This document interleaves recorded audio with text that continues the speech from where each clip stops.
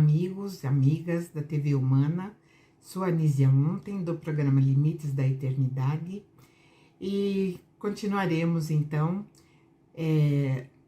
que no episódio passado nós estávamos falando de Davi, do rei Davi, que foi o segundo rei de Israel. E Davi, ele era um homem muito esperto, ele era um homem inteligente e ele tinha um raciocínio muito rápido. Por ele ser extremamente estratégico, às vezes ele até ia até mais longe daquilo que nós podemos achar assim convencional. Mas ele era um ótimo ator, né? Ele interpretava bem, naqueles momentos que ele precisava, ele interpretava muito bem. Isso tudo está registrado no livro de 2 Samuel e também em Crônicas, no segundo livro de Crônicas, no primeiro livro de Crônicas. Então, nós estávamos vendo, né, que ele trouxe a arca para casa depois dele perceber que aquele que ficou cuidando da arca, aquele homem, porque quando tocaram na arca e caíram mortos, né, os dois que estavam ali, vamos dizer assim, fazendo, né, a vigilância, um de cada lado, e a arca, a carroça passou por um buraco,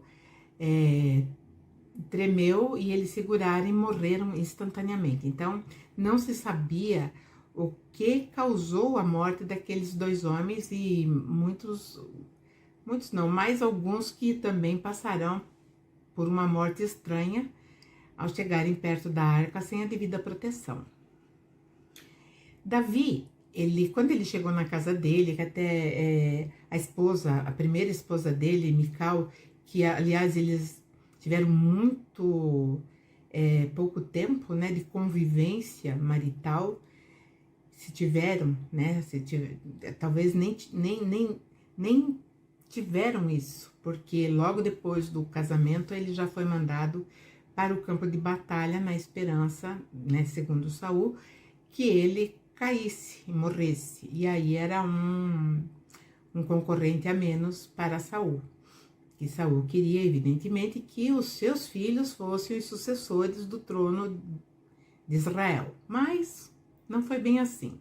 Então Davi, ele fez todas, né, as manobras, sofreu muito com a perseguição, né, do sogro, mas depois saiu, casou-se com outras mulheres, mas mandou buscar a sua primeira mulher, porque garantiria também a sua legitimidade no trono de Israel.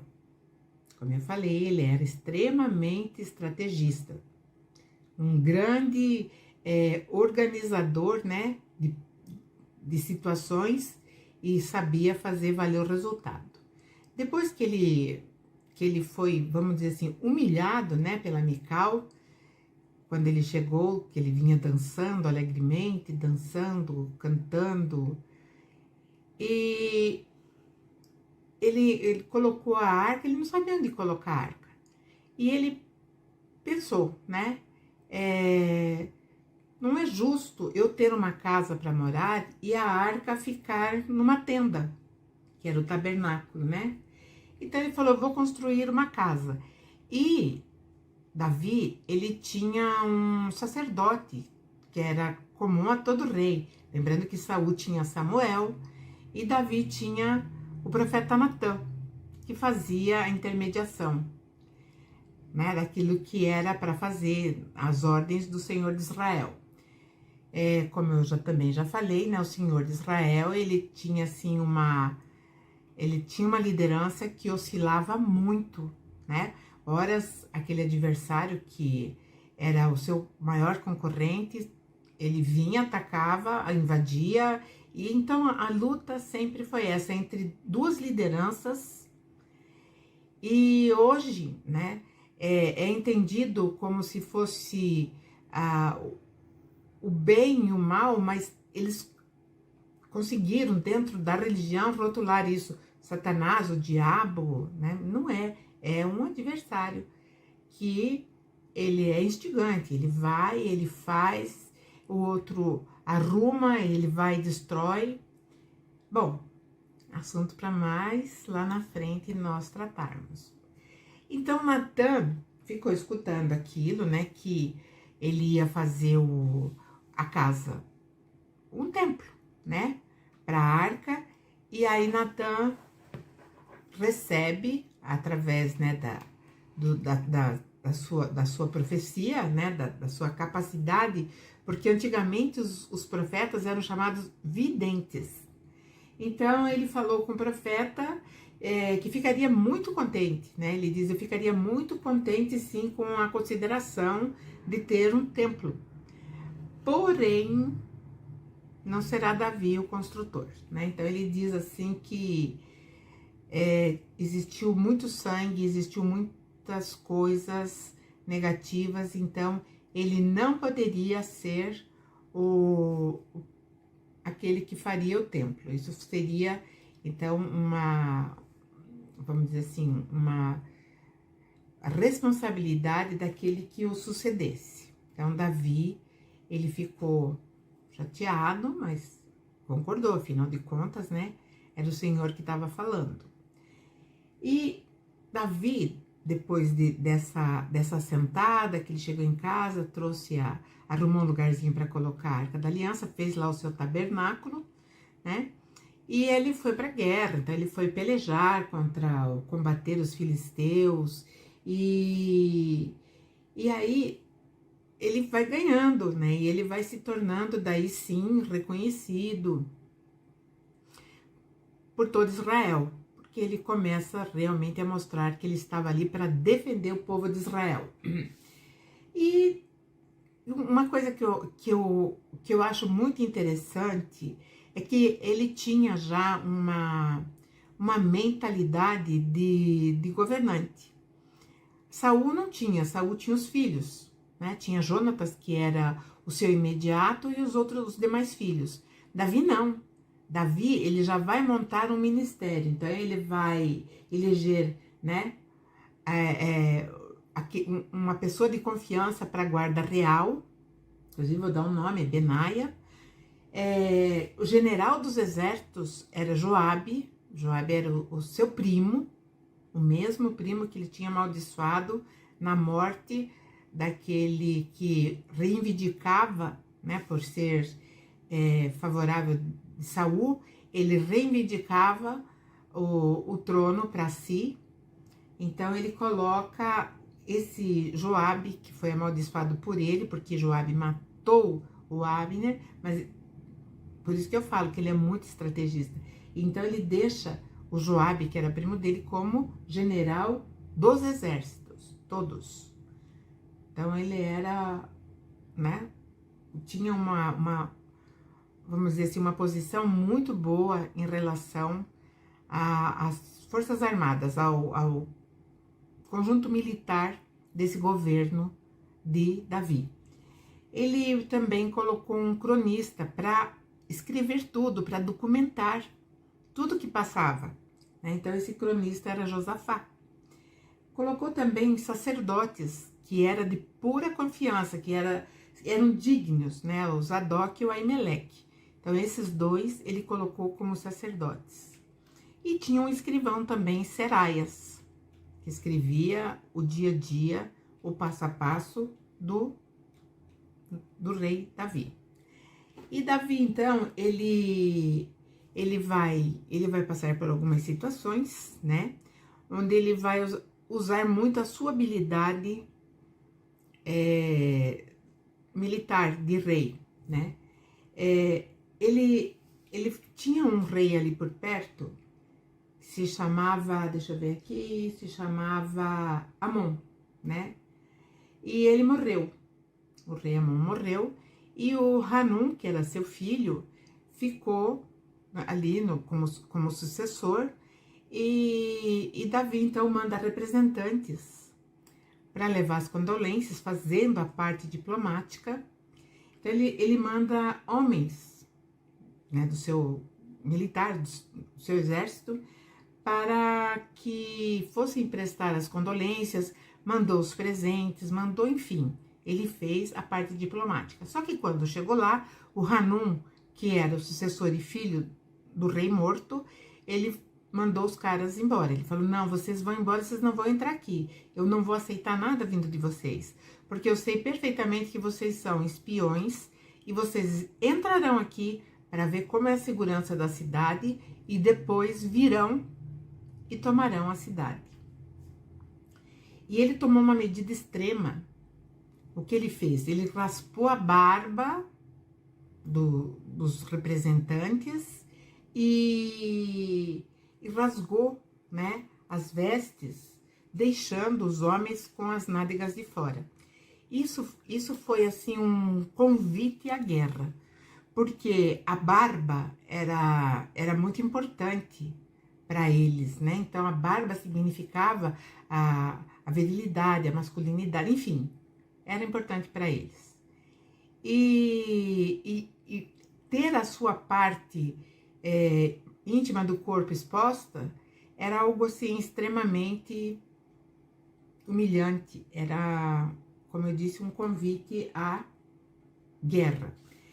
E Davi então fica sabendo e manda homens, porque esses homens que estavam representando, eles ficaram embrenhados em esconderijo, porque ali tinha muita, não é bem cavernas, era como se fossem buracos, eles ficaram ali, embrenhados ali, porque eles estavam com muita vergonha.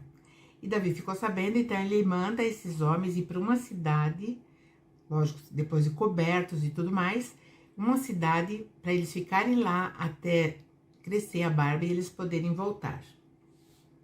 E ele não pensou duas vezes. Foi lá e falou, você pediu, né? E fez uma guerra muito grande. E aí, né, com o apoio da Síria, ele foi lá e venceu o rei Hanun. E Hanun tinha um grande exército, mas ele não conseguiu porque Davi, né, fez uma aliança com a Síria para derrubar esse rei. E assim, quando eles perderam a guerra, normalmente os reis, né, o rei anterior, ele pegava os despojos e levava. Esses despojos eram animais, né, armas, enfim, aquilo que fosse de valor. E Davi não, como vencedor da guerra, ele não quis isso. Então ele fez um contrato de compra e venda de produtos israelenses. Então ele começa a expandir também a parte da economia. Lógico que estava bem implícito ali que o rei, né, Hanun, ele ia ser um tributário de Israel. E realmente foi. E quando Davi lutava, quando ele tinha guerras longas, ele ficava tempos em casa, ou talvez descansando, ou sei lá, se poupando. Afinal de contas, tinham que tomar cuidado porque ele era o rei, né? E então ele estabelece mesmo a sua base em Jerusalém. E lógico, Joabe é aquele que vai à frente, é aquele que traz também as informações. E Joabe veio e falou para ele, né? Os amonitas, né? De uma terra ali do ladinho, ficava ali para cima, do lado da Galileia, né? Olhando assim no mapa, pro lado direito. E então Joabe veio e falou que eles estavam invadindo. Então ele falou, vamos para a guerra, né? Só que ele ficou e num dia, né, normal, ele estava no terraço da sua casa, porque não era palácio, era casa real. Ele estava ali no terraço e ele olha e vê uma mulher maravilhosa, linda, que estava tomando banho na sua sacada, no seu terraço. E ele ficou deslumbrado com a beleza da mulher. Mandou perguntar, né? Vai lá, pergunta como é o nome dela. Aí vieram com a informação, olha, o nome dela é Batseba, o Batseba, ou Betsabá, né? Normalmente aqui no Brasil nós chamamos Betsabá, mas lá eles usam Batsabá, né? Mas vamos falar Betsabá, que é mais fácil. Só que ela era casada com um soldado chamado Urias, que estava lá na guerra, lutando contra os amonitas. E ele ficou assim meio perturbado com essa informação, porque afinal de contas a mulher mexeu muito com ele. Ele já tinha várias mulheres, mas aquela em especial tinha algo muito importante. Então ele ficou ardente de paixão, né? Mandou chamar a mulher. E a mulher, evidentemente, o marido não estava em casa, era o rei, e é sabido que Davi era muito bonito. Evidentemente que ela falou: tô cumprindo aqui a vontade do meu rei. Só que este romance, né, trouxe uma gravidez. E aí Davi ficou desesperado. Ele falou: e agora? A mulher tá grávida, o homem tá no campo de batalha. Como ela estava grávida de início, ele tomou uma decisão. Ele pediu para Joabe trazer Urias para Jerusalém com uma desculpa qualquer, inventa uma desculpa.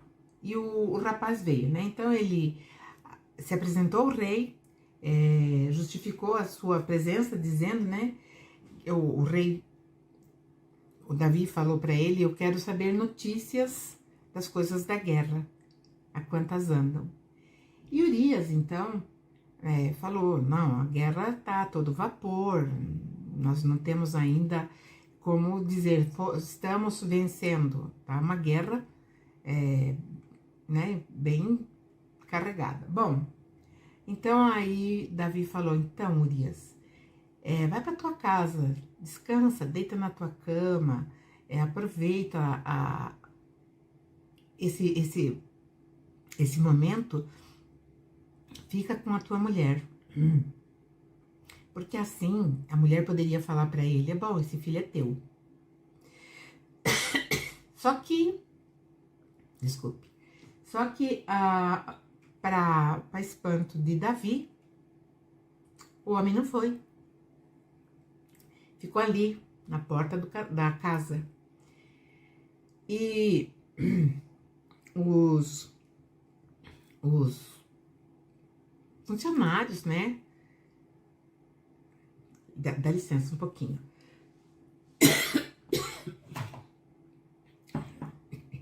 Tempo seco. Os funcionários vieram avisá-lo que Urias estava na porta do castelo. E ele pôs a mão na cabeça e falou: puxa vida, né? Aí ele mandou chamar o Urias e falou: por que você não foi para tua casa? Ele falou, saudou o rei e tudo. Ele falou: porque seria assim, muita mesquinhez, e eu não me sentiria bem com os homens no fronte, batalhando, caindo, né, morto pelo inimigo, e eu deitado na minha cama com a minha esposa. Isso não deu para mim. Daí Davi falou: poxa vida, o que eu faço com esse homem? Convidou Urias para um jantar. Então vamos jantar essa noite comigo. Encheu o homem de vinho. O homem tomou vinho que o rei dava, tomou, comeu, tomou vinho. Aí Davi achou, ele falou: bom, agora ele vai para casa dele e tá feito, né? O plano, a trama tá perfeita. Aí de manhã foram avisar o rei Davi que o homem tinha dormido ali no palácio, ali na porta. Nem chegou a ver a mulher.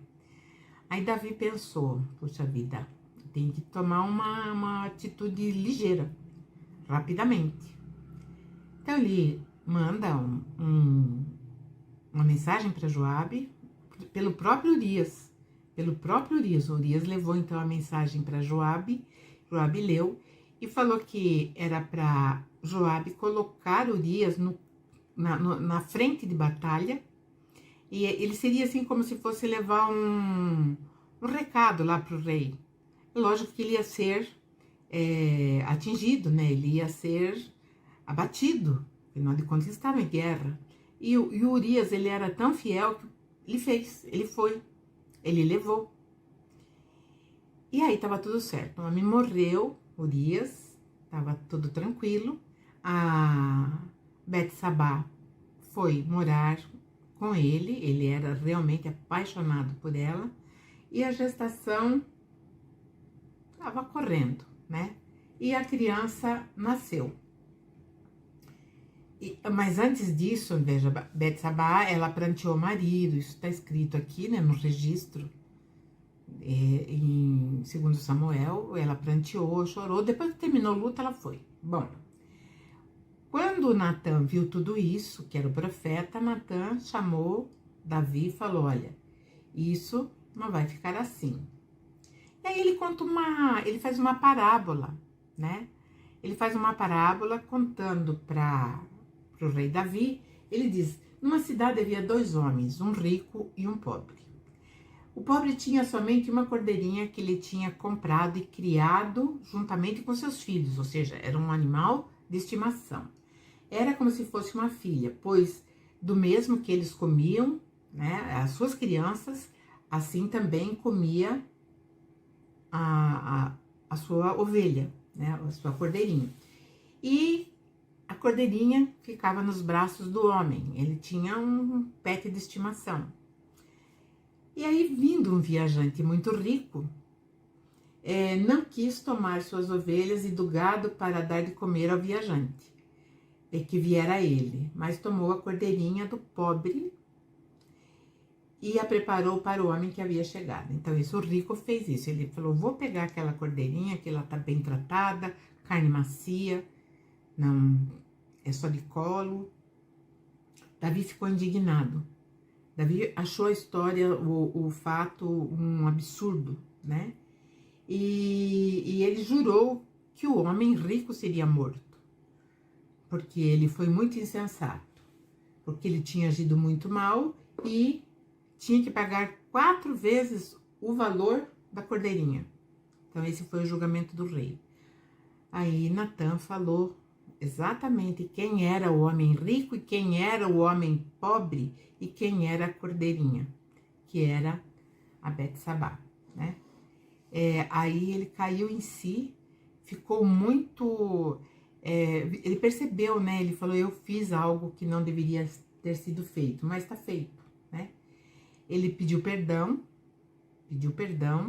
e Natan não aliviou o lado dele, não. Falou, você não vai ser morto como Saul, mas aguarde, né? E aí, nessa gravidez, nessa gestação, ele acompanhou ali juntamente com Betsabá, né? E quando a criança nasceu, tinha sérios problemas de saúde, e Davi fez todas as orações, tudo que era possível ele fez para salvar a criança, mas não deu jeito, né? Ele não comia, não bebia, estava vestido de luto, e a criança doente, e ele lá fazendo as orações, pedindo para o Senhor. Inclusive ele achou que foi um castigo justamente nessa criança, né? Aí um dia ele levantou e olhou a expressão dos seus criados e ele percebeu, o bebê havia morrido. E aí ele fez toda a sua higiene, ele, né, colocou a sua roupa e foi despachar como rei. E aí perguntaram para ele, né, por que ele estava fazendo aquilo, se ele não ia prantear o filhinho morto. Ele falou assim, eu fiz tudo o que estava ao meu alcance e agora eu não posso fazer mais nada. Vida que segue, né? Ele procura a Betsabá, consola, e aí ele mesmo coloca que ele vai ficar 1 ano junto com ela, para ela se restabelecer emocionalmente. Parece que era o primeiro filho também de Betsabá. E esse tempo que ele ficou com ela, consolando, ela ficou grávida novamente. E aí esse bebê nasceu forte, nasceu bonito, nasceu, né, com vigor, e esse bebê se chamava Salomão. E ele foi bem aceito, porque o Senhor de Israel, simplesmente foi o próprio Senhor de Israel que colocou o nome de Salomão, porque eles tinham colocado o nome do menino de Gedidias. E aí, então o Senhor fala, não, o nome dele é Salomão. E a guerra continuava, prosseguia lá com os amonitas, né? Mas ganharam, venceram, e Davi, então, ficou muito feliz com isso. E aqui, né, ele manda, o Joabe manda mensageiros a Davi para que ele fosse até lá, pois aclamariam ele, Joabe, aquele que ele tinha amaldiçoado, como o dono da cidade, como aquele que teve o mérito pela guerra. Então, Joabe pede para Davi ir para lá, e o Joabe não queria realmente ser tido como o grande vencedor.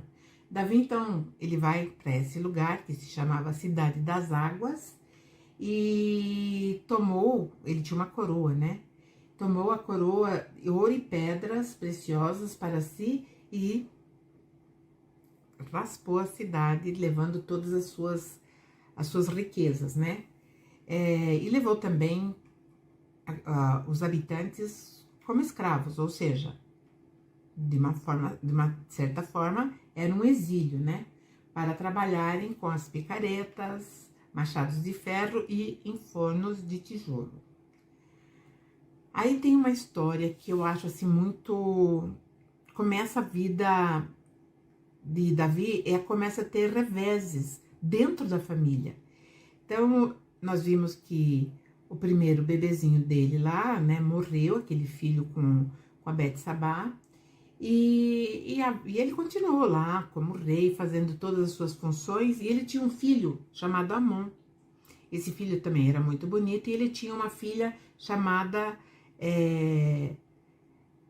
deixa eu ver o nome dela, Tamar.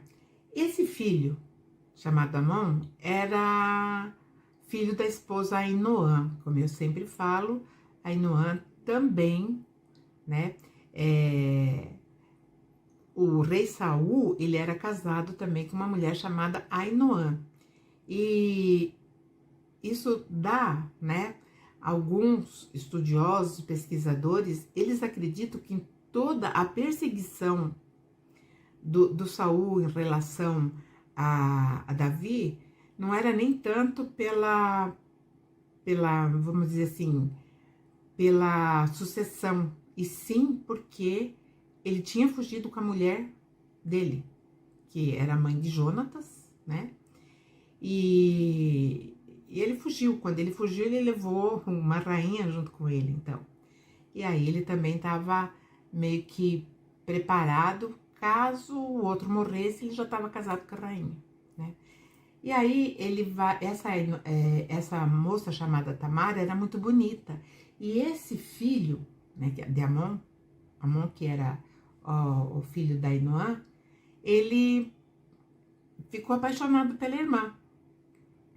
Ele fazia de tudo, então aquilo se tornou uma obsessão para ele. Ele queria, porque queria ter a irmã em seus braços. E aí ele ficou até doente. E aí vem o primo dele, né, que se chamava Jonadab.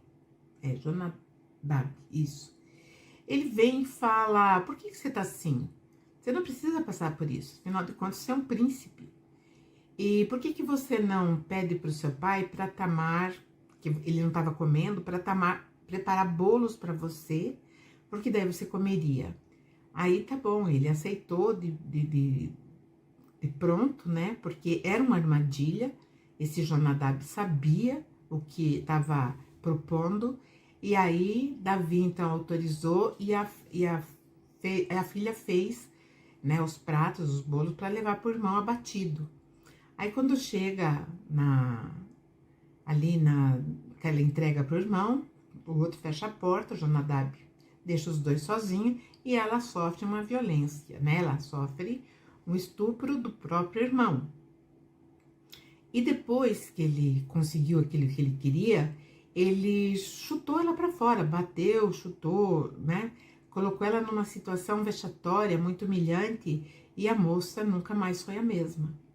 Ela tinha um irmão, né, um irmão consanguíneo mesmo, de pai e mãe, que era filho de Davi, com a mesma mulher, né, da Tamar e do Absalão. Então ele tinha esses 2 filhos com essa mulher. Quando ele viu a irmã naquela situação, ele ficou transtornado, ele jurou vingança, né? E ficou com ódio mortal dali para frente desse irmão, porque eles viviam dentro, né, vamos dizer, de uma casa enorme, mas cada um tinha a sua vida. Então ele ficou com ódio, né? Absalão ficou com uma raiva muito grande. E Davi não fez absolutamente nada para ajudar essa filha, né? Absalão, ele era pastor. Quando eu falo pastor, a gente pensa, era um pastorzinho, ficava lá o dia inteiro correndo atrás das ovelhas. Não, pastor era só... Hoje, como nós temos hoje cargos elevados, né, um CEO, né, um gerente, um presidente de uma empresa, o pastor era mais ou menos isso. Ele ficava ali e eu tinha aqueles que ajudavam a cuidar dos rebanhos. Então, ele tinha o controle dos rebanhos. Então, ele era uma pessoa rica e influente. Tinha passado já 2 anos, né, daquilo que aconteceu com Tamar, e Absalão, que era muito bonito. Absalão disse que ele era tão bonito, eles eram ruivos, assim como Davi era ruivo, né? Saul também era ruivo, Davi era ruivo, os filhos de Davi eram ruivos. Lembrando que lá atrás, né, Esaú também era ruivo, filho de Jacó. Mas Absalão, ele tinha uma cabeleira tão enorme, tão grande, né, que tinham que carregar, às vezes, a cabeleira desse homem ruivo. Imagino que tenha sido muito difícil, né, o tratamento desse cabelo. Enfim, ele bolou um plano e falou para o pai: vou fazer uma festa, quero que todos os meus irmãos e o senhor venham. Aí Davi falou assim: mas vai ficar muito pesado, muito oneroso, então eu acho melhor você não fazer essa festa. Mas daí ele falou: então mande alguns dos meus irmãos, por favor, mande Amon e mais alguns irmãos, né? E aí Davi consentiu. E Absalão já tinha, né, combinado com os seus empregados que era para servir uma refeição muito gostosa, mas regada a muito vinho mesmo. Então Amon foi e lógico que ele ficou embriagado, ficou muito embriagado e foi assassinado, morreu. O irmão tinha vingado a irmã. E aí, né, Joabe, ele sabia que Amon era o favorito de Davi, não Absalão, né? E a partir daquele momento, Absalão teve que fugir, porque Davi ia matá-lo. E ele perseguiu o filho. Ele perseguiu o filho com o intuito de matá-lo.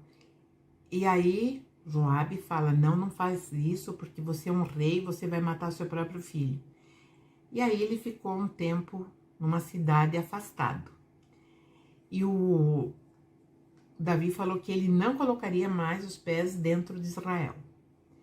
Bom, e aí Joabe achou que não era bom Absalão ficar, né, nessa distância de olhar. Então ele armou um plano quase parecido com aquilo que o Natan fez.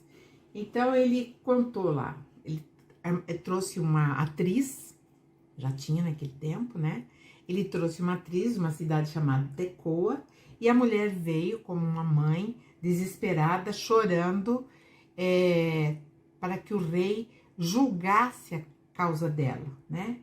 E então a mulher simulou, ou seja, interpretou, né, atuou, e ela disse que ela tinha 2 filhos, e que um feriu o outro, e um deles havia morrido. E o sobrevivente tinha que viver se escondendo para salvar a sua própria vida. E Davi ficou escutando aquela história, né? Ficou ouvindo. Davi então garantiu para a mulher que nem um fio de cabelo daquele filho que tinha que viver se escondendo seria tocado, que ele garantiria a vida do filho. E a mulher perguntou: então meu filho pode voltar para viver comigo aqui? Aí ele falou: sim, autorizo. E aí então Joabe vem e faz saber que, na verdade, ele estava falando do próprio filho Absalão. E, enfim, a contragosto, ele tinha que trazer Joabe, né? E aí Joabe trazer Absalão, e Absalão veio. Então essa cidade onde ele ficou exilado se chamava Gessur, né? Lá ele teve 3 filhos, esse Absalão, e também uma filha, a qual ele deu também o nome de Tamar, em homenagem à irmã que sofreu toda aquela violência, né? Então, o Absalão, ele era de uma beleza escandalosa, ele era perfeito, então, como eu disse, da cabeça aos pés, né? Só que, com o tempo, Davi não olhava para ele, Davi não falava com ele, Davi não queria saber dele.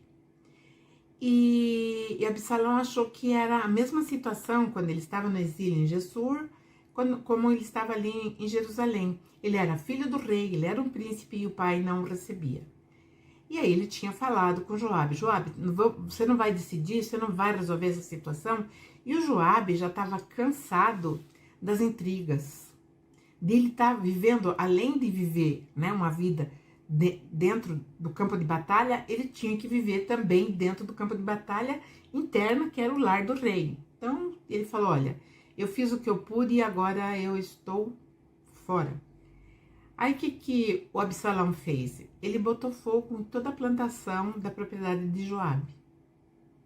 Aí Joabe viu que estava lidando com uma pessoa muito temperamental. E ele teve medo, e aí ele vai e fala com Davi, para Davi acolher o filho dele dentro da corte real, ali onde ele estava. E Davi, então, aceitou. Estava tudo já voltando à normalidade, né? Sempre havia uma guerra aqui e acolá, mas também isso era normal. O que não era, vamos dizer, o que não era normal, que seria anormal, eu vou contar no próximo episódio. Então eu agradeço a vocês, peço que vocês acompanhem nossas redes sociais e compartilhem com os outros, né? A TV Humana. E, mais uma vez, eu fico por aqui, Anísia Ontem, nos limites da eternidade. Até a próxima!